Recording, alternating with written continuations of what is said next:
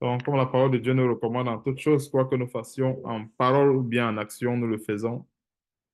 Au nom de notre Seigneur et Sauveur Jésus-Christ. Donc, prions et remettons toutes choses entre les mains de Dieu.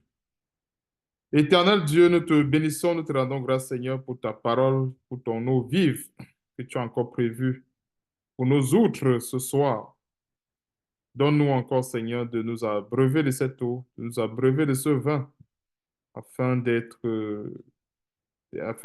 édifiés dans notre foi, afin de croître spirituellement parlant comme toi tu nous recommandes. Merci encore, Seigneur Dieu, pour les bienfaits de cette parole dans nos vies.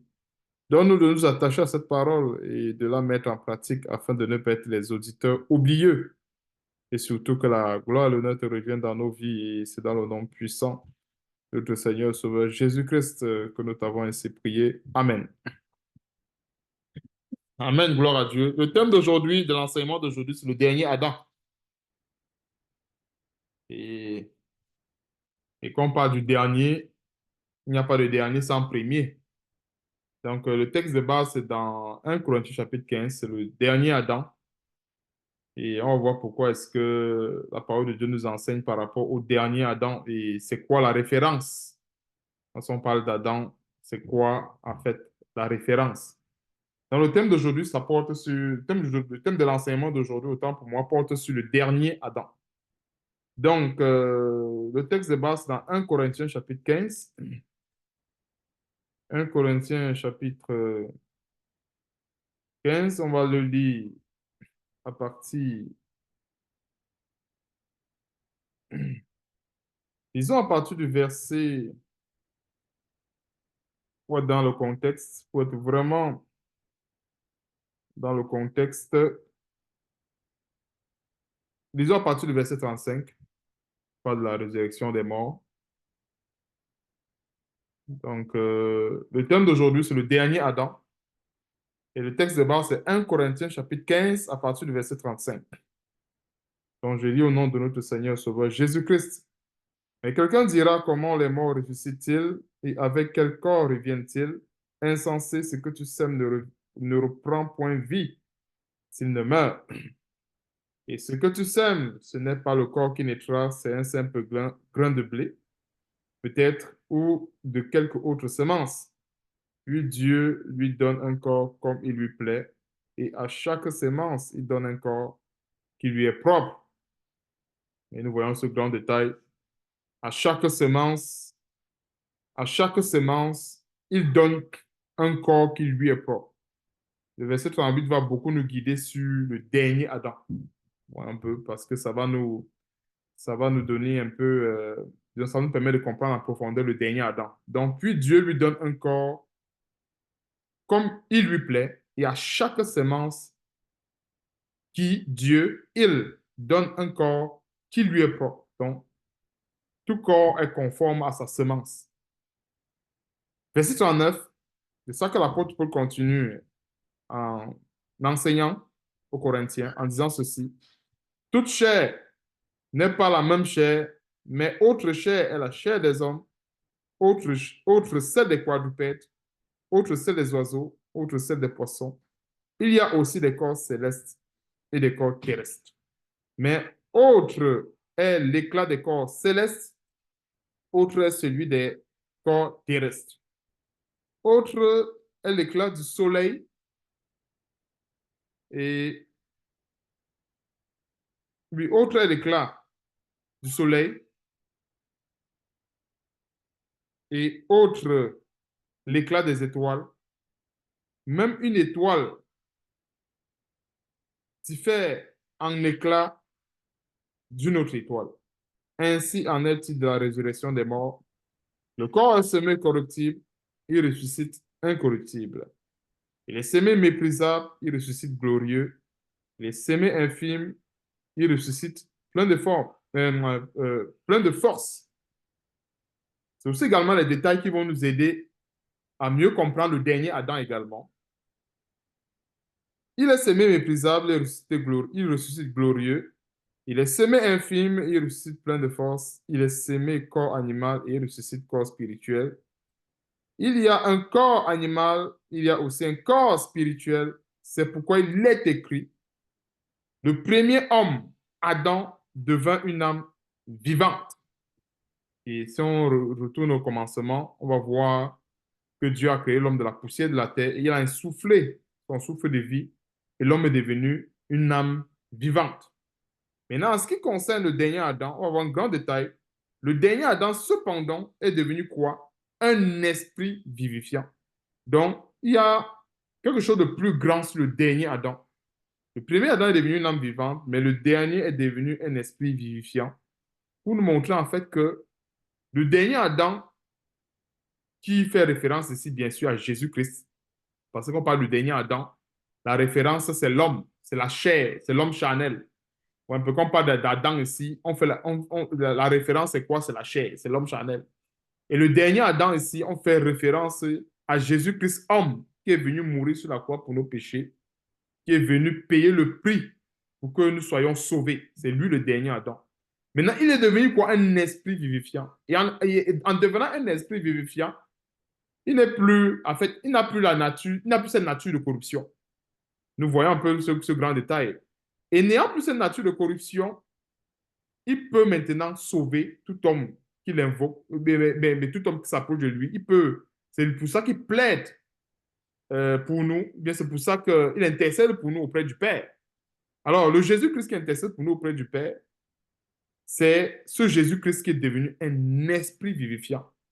Et on peut bien comprendre qu'aujourd'hui, avec beaucoup de séduction qui tournait même dans l'Ancienne Alliance en ce qui concerne la résurrection des morts, en ce qui concerne Jésus-Christ et les faux Jésus et ainsi de suite, c'est que Satan veut toujours ramener, en fait, le plan de Satan, en fait, c'est de prouver que le Seigneur Jésus-Christ n'est pas à cette position élevée. Parce que le Jésus-Christ qu'on craint aujourd'hui, c'est un Jésus-Christ qui n'a rien à voir avec la chair. C'est un Jésus-Christ qui est purement et simplement spirituel. Et il a toute, aujourd'hui, il a toute la plénitude de la divinité de Dieu. En fait, c'est un Jésus-Christ, comment dirais-je, qui n'a aucune sémence de corruption en lui. Est-ce que nous voyons un peu ce grand détail? Et c'est pour ça que la Bible dit qu'il est devenu. Et il est devenu, ça montre aussi quelque part que il n'est pas venu accomplir cette mission en ayant cet état-là. Donc, il est devenu, pourquoi? Parce que c'est une récompense. En fait, Dieu l'a élevé à cet état-là. Le Seigneur Jésus-Christ n'est pas, en accomplissant sa mission au temps, pour moi, il n'avait pas, en fait, il n'était pas dans cet état, mais il est devenu cet esprit vivifiant. C'est pour ça qu'aujourd'hui, on peut prier au nom de Jésus-Christ. Vois un peu, au nom de Jésus-Christ, parce qu'il est devenu un esprit vivifiant. Tu vois un peu, et c'est clair que nous ne sommes que sauvés par ce grand nom. Et c'est parce qu'il est devenu un esprit vivifiant qu'on peut justement prier au nom de Jésus-Christ et qui peut aussi également être digne de louange et d'adoration parce qu'il est devenu un esprit vivifiant. Donc, c'est bien important de comprendre ce grand détail.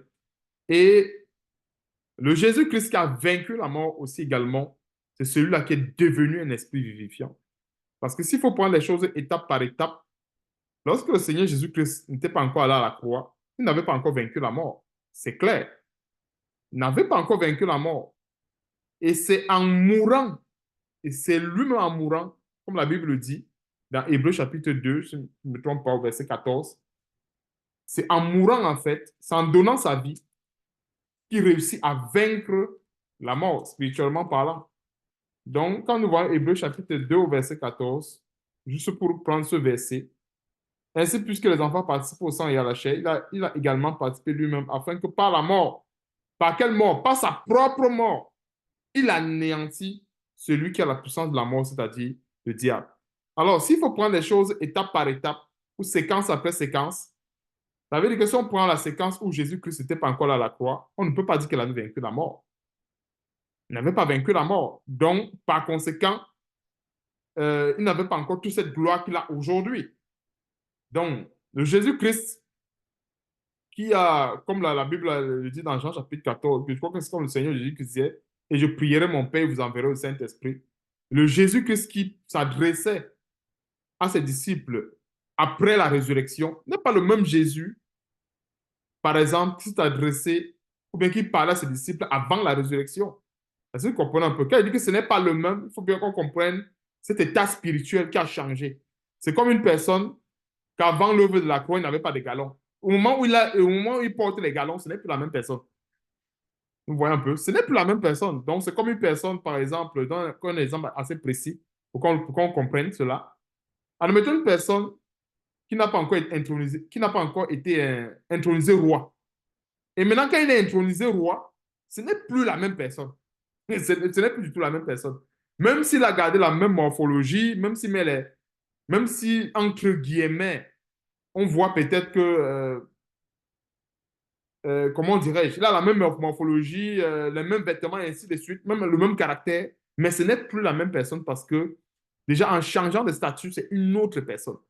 Et c'est la même chose avec le Seigneur Jésus-Christ. Et c'est pour cela que, quand on regarde dans le livre des Actes des Apôtres, le Jésus qui est apparu, par exemple, à Saul, c'est un Jésus, en fait, qui a vaincu la mort. On peut voir la puissance est dégagée. Et le Jésus qui donne les révélations à Jean dans le livre d'Apocalypse, c'est un Jésus qui a vaincu la mort. On comprend que celui-là est devenu un esprit vivifiant autant pour moi. Ce n'est plus le même Jésus sur qui on pouvait cracher, le même Jésus-Christ, par exemple, qu'on pouvait mépriser. Non, ce n'est plus le même. Donc, le Jésus-Christ aujourd'hui que nous adorons, bien le Jésus-Christ aujourd'hui que nous prions, en fait, euh, qu'on adresse des prières à Dieu et qu'on signe avec le nom de Jésus-Christ, c'est un Jésus-Christ qui a vaincu la mort et qui est devenu un esprit vivifiant. C'est bien important de marquer ce grand détail sur le dernier Adam, devenu. Donc, c'est pour dire en fait qu'il y a eu un changement. Lorsque quelqu'un devient roi, il n'est plus la même personne. Donc, même si il avait fait la prison 15 fois, même s'il était mendiant il y a de cela 2, 3 secondes, du moment où il est intronisé roi, il n'est plus un mendiant. Donc, on ne peut plus dire que non, c'est celui-là que j'ai vu mendier il y a de cela 2 secondes qui est devenu roi. Non, il est maintenant roi, il n'est plus mendiant.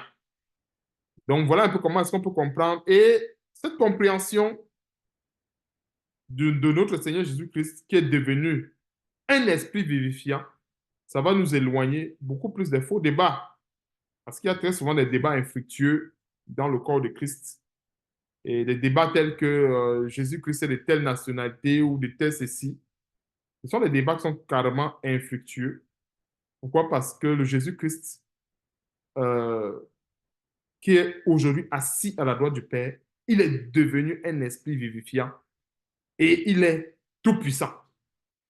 Maintenant donc, les autres détails qui concernent la terre, ça dit la race et ainsi de suite, ça ne... Et si on regarde même bien, le Seigneur Jésus-Christ a toujours ignoré ses caractères.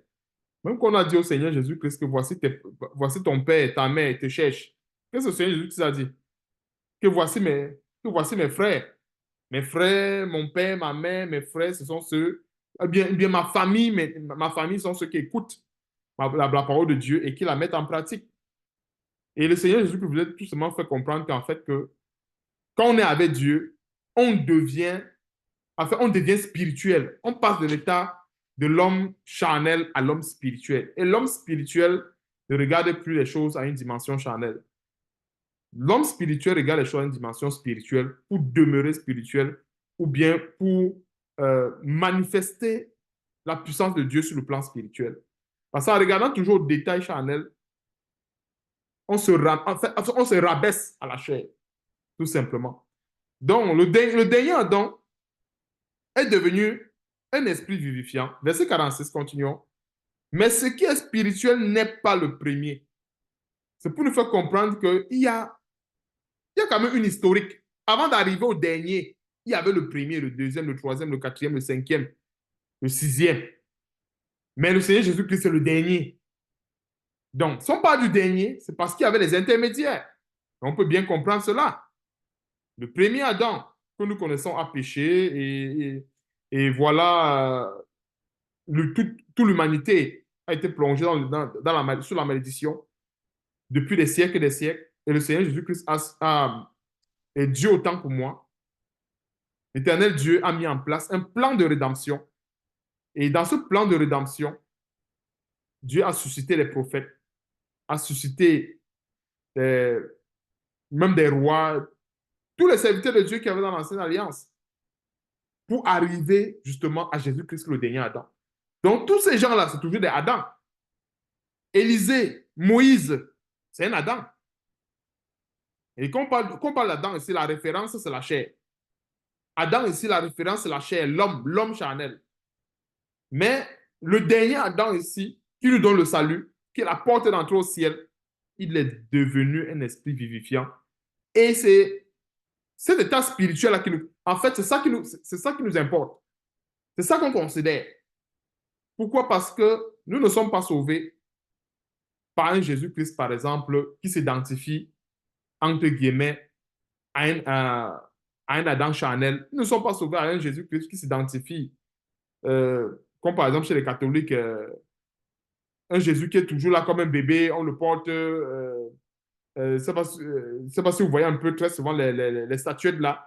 Le bébé là qu'on porte tout le temps sur la statuette, on dit, oh, voilà le Jésus qu'on adore. Non, ce n'est... Et c'est ça les hérésies des fausses doctrines. Et Satan sait ce qu'il est en train de faire. Il sait bien qu'en amenant les gens à adorer ce genre de Jésus, il sera en train de les éloigner de la foi. C'est-à-dire, la Bible dit, le dernier Adam est devenu un esprit vivifiant. Mais certains religieux, notamment les catholiques, adorent un Jésus qui est encore un bébé et qui reste un bébé pour toujours. On est toujours en train de le porter sur une statuette. Et d'autres adorent aussi également un Jésus qui est toujours sur une croix. Ainsi, nous voyons un peu les hérésies, les doctrines. Le Jésus que nous adorons, le Jésus qui donne le salut, ou bien le Jésus qui est la porte d'entrée au ciel, n'est plus sur la croix. Et c'est ça qu'on appelle la mise à jour dans la connaissance de la parole. C'est que la Bible nous fait comprendre ceci, que le dernier Adam est devenu un esprit vivifiant. Et c'est par cet esprit vivifiant que nous avons le salut. C'est par cet esprit vivifiant que nous avons pardon des péchés. C'est par cet esprit vivifiant que nous pouvons prier Dieu. C'est grâce à lui.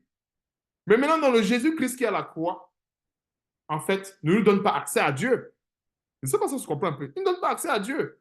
Parce que c'est lorsqu'il ressuscite des morts qu'il ouvre la porte du ciel. Il faut bien qu'on comprenne ça, c'est cette séquence-là. Beaucoup peuvent penser que oui, et c'est très souvent les émotions charnelles qui permettent aux gens de ne pas discerner de ne pas discerner ces étapes. Je prends encore un exemple pour qu'on comprenne pourquoi est-ce qu'il faut discerner ces étapes.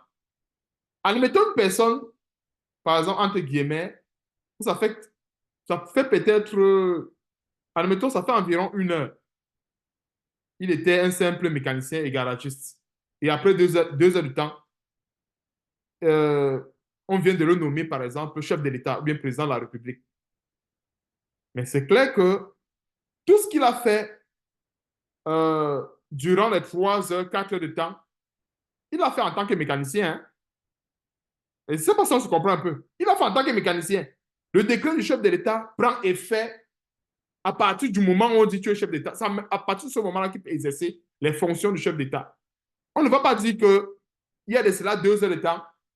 Comme il est devenu chef d'État, ça veut dire qu'il y a de cela 2 heures de temps. Il peut, en fait, admettons que, je donne un exemple, admettons que euh, il avait peut-être, je ne sais pas trop, laissé une lettre ou bien il avait peut-être laissé une tâche et ainsi de suite. Mais cette tâche-là, en fait, ce n'était pas une tâche qui était liée à sa fonction de chef d'État. La tâche qu'il a laissée avant, c'était une tâche qui était liée à la fonction de mécanicien. Et par conséquent, on peut pas mélanger les deux. C'est-à-dire, cette personne qui est devenue chef d'État après 2 heures de temps, après ces 2 heures de temps, il commence une nouvelle fonction et les fonctions d'un chef d'État. Donc, c'est pour dire en fait que peu importe ce qu'il a fait, il y a de cela 2 heures de temps. Admettons qu'il a même grillé un moteur. Admettons qu'il a commis un incendie avant 2 heures de temps. Il ne l'a pas commis en tant que chef d'État. Il l'a commis en tant que simple citoyen ou en tant que mécanicien. Mais du moment où il est chef d'État et qu'il commence les fonctions du chef d'État, là maintenant son compteur commence à tourner. Et cette même chronologie, elle est valable pour nous. C'est pour dire que tous les péchés qu'on a commis dans l'ignorance, qu'on ne connaissait pas Dieu, ça ne compte pas. Du moment où Dieu nous a pardonné, il nous a lavé, il nous a purifié de nos péchés. La Bible dit quoi? Les choses anciennes sont passées et voici toutes choses sont devenues nouvelle. Donc, tout ce qu'on a eu à faire par le passé, c'est le passé. Le passé est passé. Maintenant, donc, le compteur marche pour tous. En fait, le compteur de Dieu commence à tourner à partir du moment où on a dit, Seigneur, on te remet toutes choses. Nous te remettons notre vie. On te remet euh, euh, euh, notre foi, ainsi de suite. À ce moment que le compteur tourne. Donc, c'est bien important de comprendre ces grands détails. Le dernier Adam qui est devenu un esprit vivifiant. Et quand il devient un esprit vivifiant, c'est à partir de ce moment qu'on peut avoir accès à Dieu. C'est à partir de ce moment qu'il nous ouvre figurativement, qu'il nous ouvre même clairement la porte du ciel. Parce que, comme je disais tantôt, le Jésus-Christ sur la croix n'ouvre pas la porte au ciel. Je suis désolé, Jésus-Christ sur la croix n'ouvre pas la porte au ciel. Il est encore en route. S'il faut le dire, il est encore en route. Maintenant, quand il meurt, il n'ouvre pas encore la porte. C'est quand il ressuscite. Comme la Bible le dit dans Hébreux chapitre 2, verset 14, c'est pas la mort. Donc, il faut d'abord qu'il traverse l'étape là. Quand il traverse cette étape, il devient un esprit vivifiant. À ce moment, il est auteur du salut et ainsi de suite. Et Satan sait, quand on parle des faux Jésus là, quand la Bible parle des faux Christ, c'est compte tenu de ces détails que je suis en train de présenter ou que nous sommes en train de voir. Ce sont des détails. Mais que les détails, en fait, que si on ignore, ça nous amène ailleurs. Et en fait, c'est dans ça que Satan joue, dans les détails de la parole de Dieu. Parce que quand on va dans Ésaïe, par exemple, on voit peut-être celui donc, qui a souffert, Ésaïe 53, verset 4. On l'a méprisé, on l'a insulté, on l'a dédaigné, ainsi de suite. Il était en chemin, c'est-à-dire que il était en plein accomplissement de la volonté de Dieu. Ce Jésus sur qui on crachait, ce n'est plus le même Jésus qui nous donne le salut aujourd'hui. Non, ce n'est plus le même. Ce n'est plus le même du tout. Un autre, ce n'est plus le même Jésus. Alors, on comprend maintenant que quand Satan euh, fait tous les efforts pour ramener les chrétiens à ce Jésus-là, il est sûr que non. Il les amène à une autre doctrine. Parce que le Jésus-Christ qui nous donne la force, qui nous donne la puissance, qui nous donne de tenir ferme dans les épreuves, il est aujourd'hui assis à la droite de Dieu. Il est aujourd'hui, comme le dit Apocalypse, il est aujourd'hui puissant et terrifiant. Donc, ce n'est plus la même chose. Et c'est pour ça qu'en fait, l'Éternel a insisté sur ce grand détail, le dernier Adam qui est devenu un esprit vivifiant. Et avant d'arriver à ce dernier Adam, il y a eu plusieurs Adams. Il y a d'abord eu le premier Adam que nous connaissons tous, ouais, un peu, le premier Adam que nous connaissons tous. Après, il y a eu d'autres Adams, Moïse, Ézéchiel, Élie, tous les serviteurs de Dieu que Dieu a appelés pour accomplir son œuvre jusqu'à Jésus-Christ. C'est toujours des Adams. Mais les Adams ici, comme je disais tantôt, la référence, c'est la chair. La référence, c'est l'homme. Donc, c'est toujours des Adams sur le plan humain. Mais alors, le dernier Adam, c'est pour dire en fait qu'après Jésus-Christ, il n'y a plus un autre sauveur. Ou bien il n'y a plus un autre serviteur que Dieu a envoyé, par exemple, pour accomplir une mission salvatrice à l'endroit des hommes. Donc, le dernier Adam est devenu un homme, non, un esprit autant pour moi, vivifiant. Mais ce qui est spirituel n'est pas le premier, c'est ce qui est animal. Ce qui est spirituel vient ensuite. Donc, c'est pour nous montrer qu'il y a une étape. Le dernier Adam qui est devenu un esprit vivifiant aujourd'hui, ça ne s'est pas fait en un claquement de doigts. Il y a eu des étapes. Dieu a eu envoyé des serviteurs qui ont péché. Car la Bible dit ceci, car tous ont péché, sont privés de la gloire de Dieu. Donc, tous ces Adams qui sont venus avant Jésus-Christ, ils ont tous péché, ils ont été privés de la gloire de Dieu.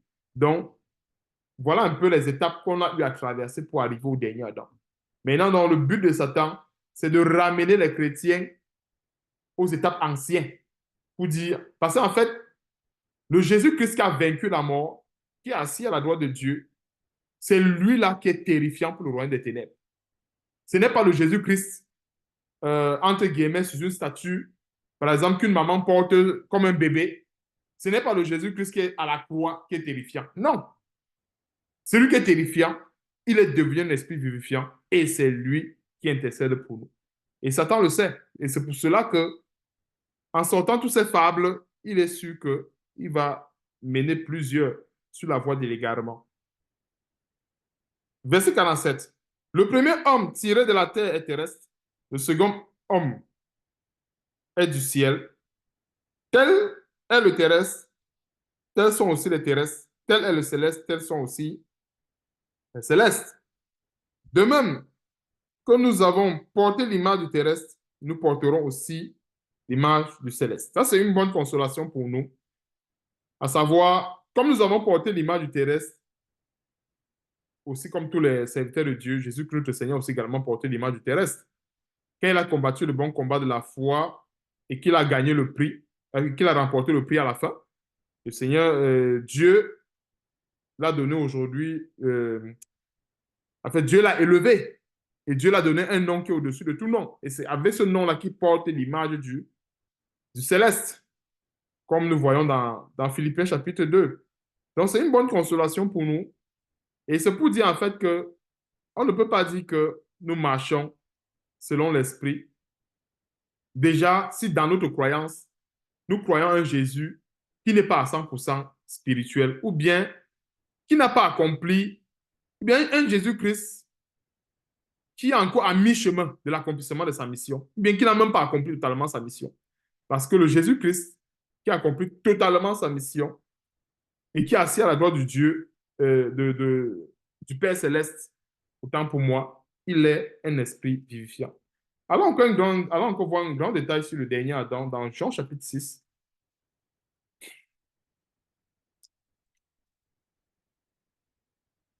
Jean chapitre 6.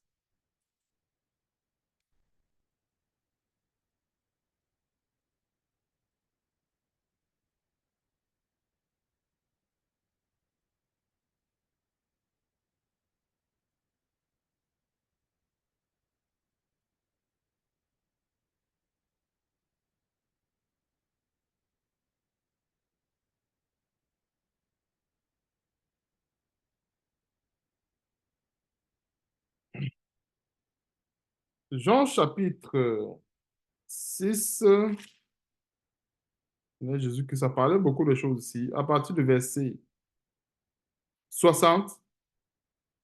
Et si le Seigneur Jésus nous donne une bonne révélation sur lui-même, parce que la Bible dit qu'il est devenu un esprit vivifiant, le dernier Adam, et lui-même donne une puissante révélation sur cet esprit vivifiant. Plusieurs de ses disciples, après l'avoir entendu, disent cette parole est Dieu, qui peut l'écouter? Jésus, sachant en lui-même que ses disciples murmuraient à ce sujet, leur dit, cela vous scandalise-t-il? Et si vous voyez le Fils de l'homme monter où il était auparavant, c'est l'esprit qui vivifie, la chair ne sert de rien. Les paroles que je vous ai dites sont esprit et vie. Que nous voyons un peu l'association de l'esprit et vie. Et quand nous voyons la parole de Dieu ici, c'est quelle parole que le Seigneur parlait? Il parlait de lui-même. Encore une autre confirmation sur le fait que le dernier Adam est devenu un esprit vivifiant. Quand il parle de celui qui va manger son corps et boire son sang, est-ce qu'il s'agit maintenant de manger le corps d'un Jésus qui est physique ou d'un Jésus, entre guillemets, qui était encore là avec sa chair et qui pouvait encore gémir? Mais il s'agit maintenant de manger le corps d'un Jésus. Ici, il s'agit de manger le corps d'un Jésus spirituel. Si nous voyons la différence, c'est un Jésus qui est spirituel, dont nous mangeons le corps, dont nous buvons le sang, sous le symbole du repas du Seigneur. Donc, s'il faut rentrer dans la séquence où il n'avait pas encore donné sa vie sur la croix, ce serait tout simplement du cannibalisme, autant pour moi. On serait des cannibalistes en mangeant, par exemple, le corps et en buvant le sang du Seigneur. Puis à ce moment, il n'est pas encore esprit, comme là présentement là. Il est encore au moment où, comment dirais-je, il est encore là en chair et en os devant ses disciples. Donc, à cet état-là, on ne peut pas manger son corps ni boire sa chair. Et c'est pour ça qu'il a précisé au verset 63 que les paroles que je vous ai dites sont comment? Esprit et vie. Il mentionnait en fait que manger son corps et boire son sang là, ça n'avait rien à voir avec la chair. Il s'agissait ici de manger le corps spirituel et boire le sang spirituel.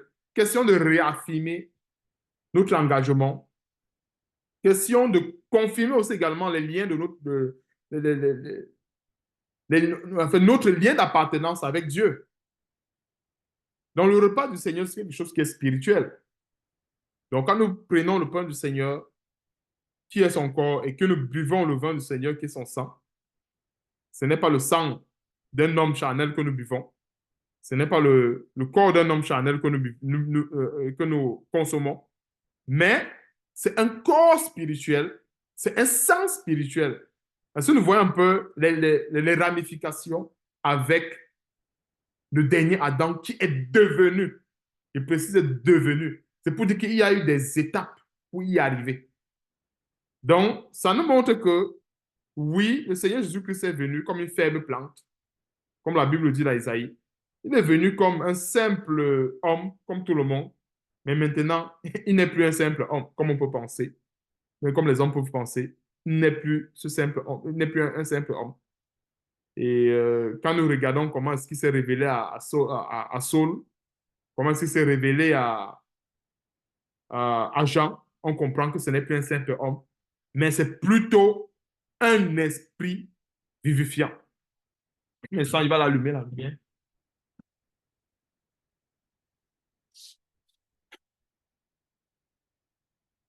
Mm.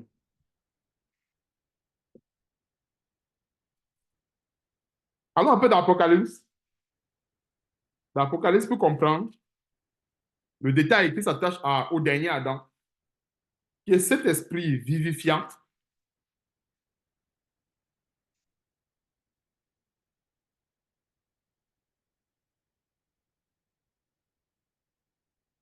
Apocalypse chapitre 1, on va juste prendre quelques détails pour comprendre le Jésus-Christ, notre Seigneur, qui est devenu un esprit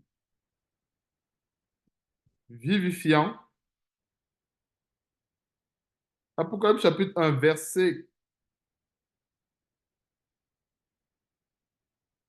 à partir du verset 14.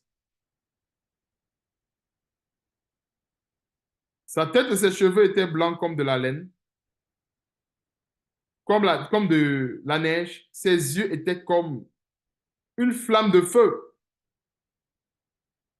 Ses pieds étaient semblables à de l'airain ardent, comme s'il eût été embrassé dans une fournaise, et sa voix était comme le bruit des grandes eaux. Et il avait dans sa main droite 7 étoiles. De sa bouche sortait une épée aiguë à 2 tranchants, et son visage était comme le soleil lorsqu'il brille dans sa force. Parce que nous voyons cette révélation du Seigneur Jésus-Christ qui n'a rien à voir avec un Jésus qui est encore sur la croix. Parce que nous voyons cette révélation du Seigneur Jésus-Christ qui n'a rien à voir avec un Jésus-Christ qui est bébé dont une maman porte. Et c'est ça les hérésies. Et plusieurs vont dire non, il a été bébé. Non, ce n'est plus le même Jésus. C'est comme si quelqu'un va nous dire maintenant que, je prends un exemple, nous tous on a été bébés, nous voyons un peu. Donc, admettons, on prend peut-être la photo d'un frère lorsqu'il était bébé, on dit, bon, te voilà ici. On voit le bébé, on se dit, non, c'est toi, c'est toi. Et pourtant, ce n'est plus toi. Parce qu'entre l'état bébé là et ce que tu es devenu aujourd'hui, là, il y a plusieurs transformations. Entre autres, les transformations qu'il y a eu. Lorsqu'on est né, lorsque nous sommes venus au monde, on n'avait pas de... En fait, on ne parlait pas. Ça, c'est le premier détail. Le second détail, on n'avait pas de diplôme. Si nous comprenons un peu. Et il y a encore d'autres détails tels que on n'avait pas de diplôme, on n'était pas marié. Euh, et l'autre détail qui est plus important, on n'était pas des enfants de Dieu. Donc, je ne peux pas prendre la photo d'un frère lorsqu'il est bébé Il dit que non, c'est toi ici. Donc, quand il voit le bébé, il dit non, c'est toi. Il dit qu'il y a un problème parce que le chrétien, ou bien le bébé qui est devenu chrétien aujourd'hui n'est plus ce bébé-là, en fait, qu'on a porté, qui faisait ses besoins dans sa couche et ainsi de suite. Ce n'est plus la même personne.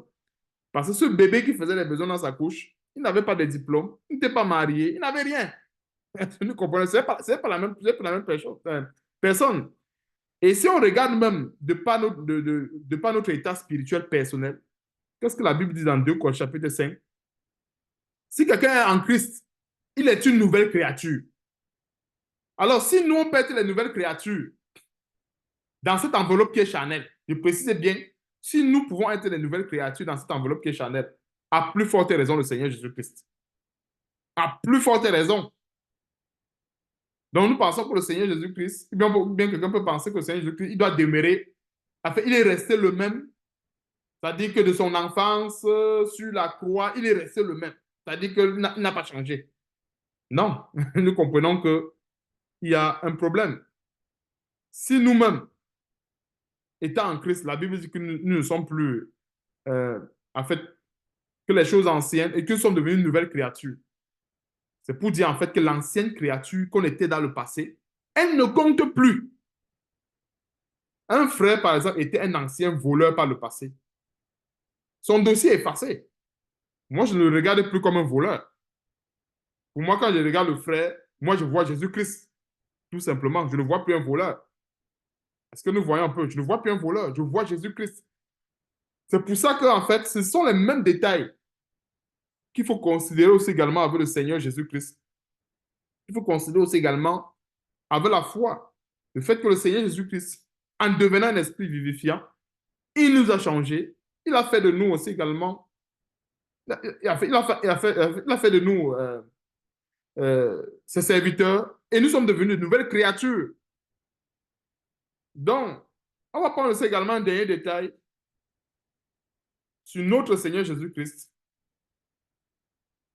qui est devenu un esprit vivifiant, un esprit qui apporte la vie.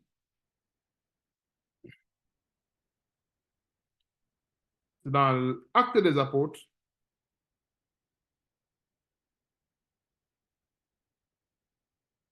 acte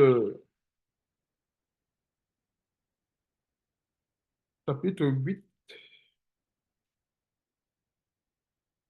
chapitre 9 plutôt, et on va voir la coïncidence. Quand Jésus-Christ devient un esprit vivifiant, nous voyons bien il y a beaucoup de versets qui le témoignent.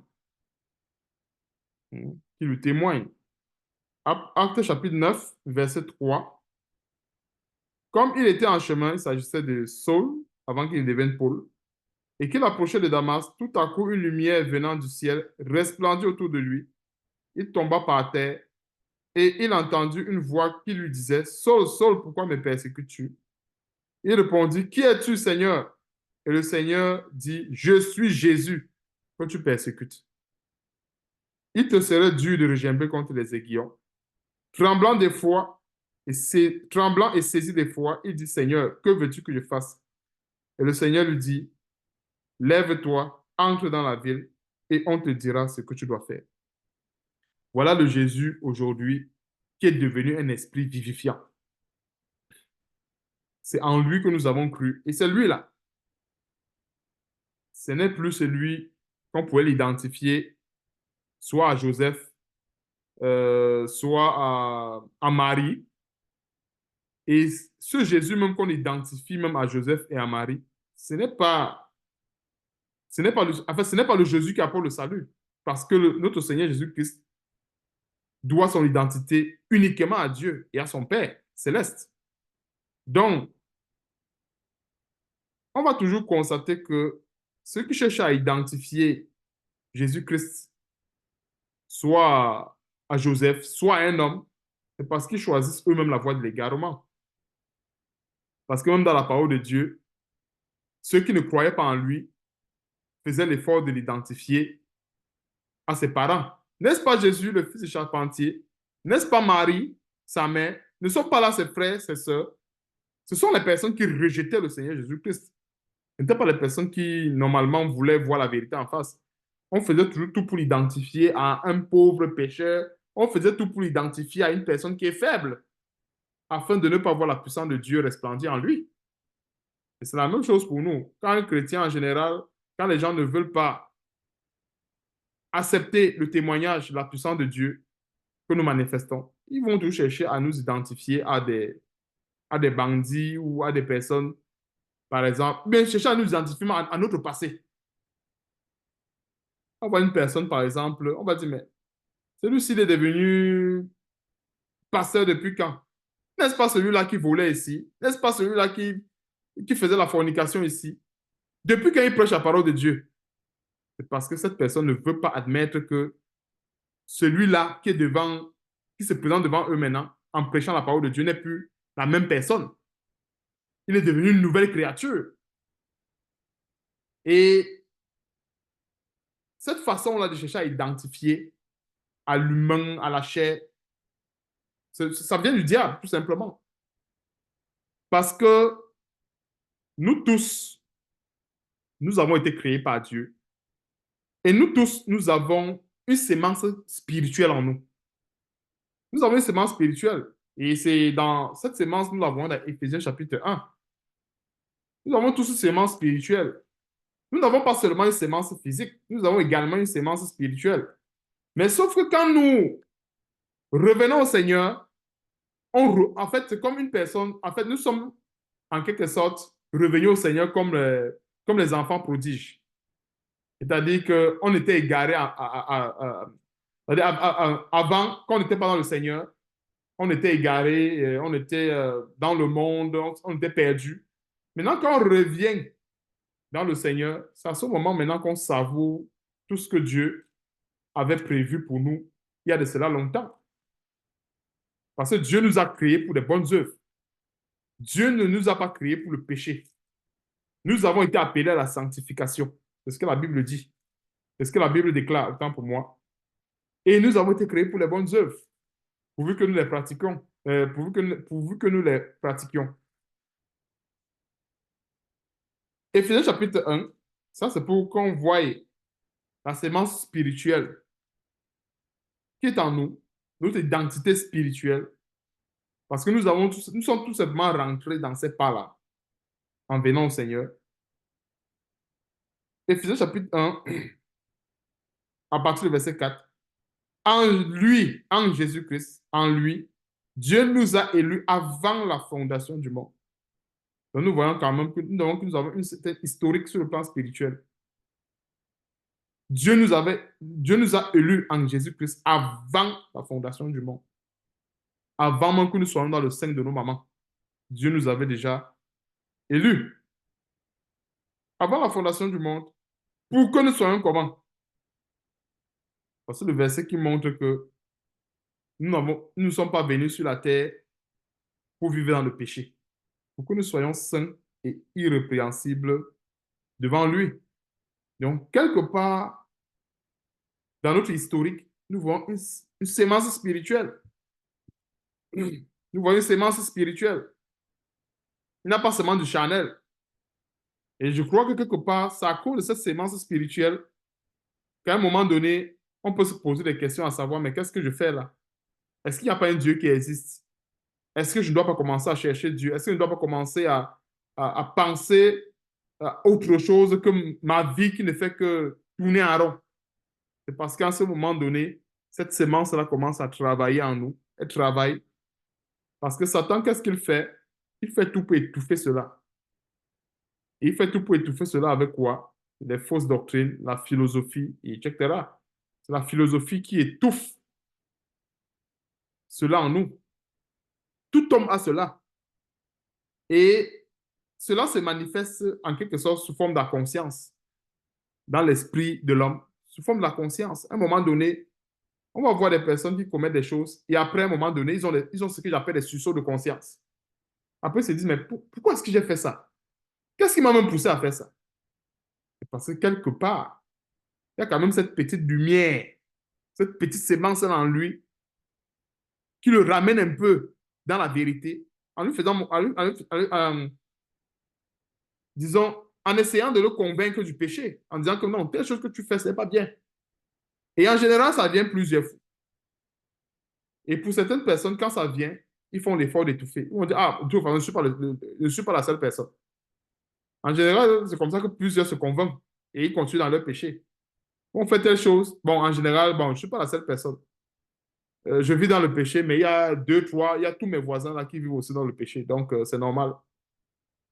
Or, en principe, quand cela, quand cela arrive ainsi, c'est Dieu qui est, qui est déjà en train de nous interpeller. C'est déjà Dieu qui nous interpelle. Parce que la Bible dit que même le cœur des rois est un courant d'eau entre les mains de l'Éternel. Le cœur des rois.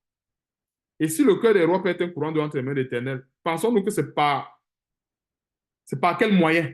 C'est parce que même avec des rois, nous voyons un peu, avec des rois et, euh, comment dire, c'est parce qu'avec des rois, il y a ce canal, nous voyons un peu, il y a ce canal par lequel on peut passer pour, bien que Dieu peut passer euh,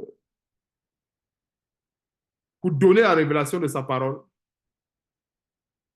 Et tout le monde a cela. Donc, tout le monde a cet esprit.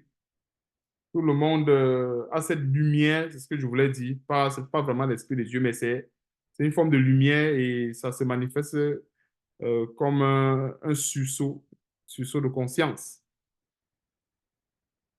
Bon, on va continuer.